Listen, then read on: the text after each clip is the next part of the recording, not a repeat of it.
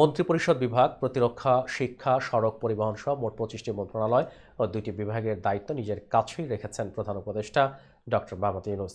অন্যদের মধ্যে সালেউদ্দিন আহমেদ পেয়েছেন অর্থ ও পরিকল্পনা মন্ত্রণালয়ের দায়িত্ব, আসিফ নজরুল পেয়েছেন আইন মন্ত্রণালয়, আদিলুর রহমান খানকে দেওয়া হয়েছে শিল্প মন্ত্রণালয়, তৌহিদ হোসেন পররাষ্ট্র, সৈয়দা রিজওয়ানা হাসান পরিবেশ ও বন আর অবসরপ্রাপ্ত brigadier general M Sakhawat Hossain পেয়েছেন স্বরাষ্ট্র মন্ত্রণালয়ের দায়িত্ব। এছাড়া হাসান আলী পেয়েছেন স্থানীয় সরকার মন্ত্রণালয়, ফরিদা আক্তার মৎস্য ও প্রাণী সম্পদ মন্ত্রণালয়, নূরজাহান বেগম স্বাস্থ্য ও পরিবার কল্যাণ, শারমিন মুর্শিদ সমাজ কল্যাণ এবং আফামা খালিদ হাসান পেয়েছেন ধর্ম মন্ত্রণালয়ের দায়িত্ব।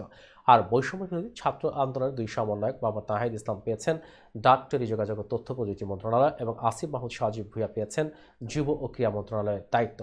অন্তর্বর্তীকালীন সরকারের ডাক পাওয়া আরও 3 উপদেষ্টা সাবেক রাষ্ট্রদূত সুপ্রদীপ চাকমা, চিকিৎসক বিধানরঞ্জন রায় এবং মুক্তিযোদ্ধা ফারুকী আজম বৃহস্পতিবার শপথ না নেওয়ায় তাদের দপ্তর বর্জন করা হয়নি।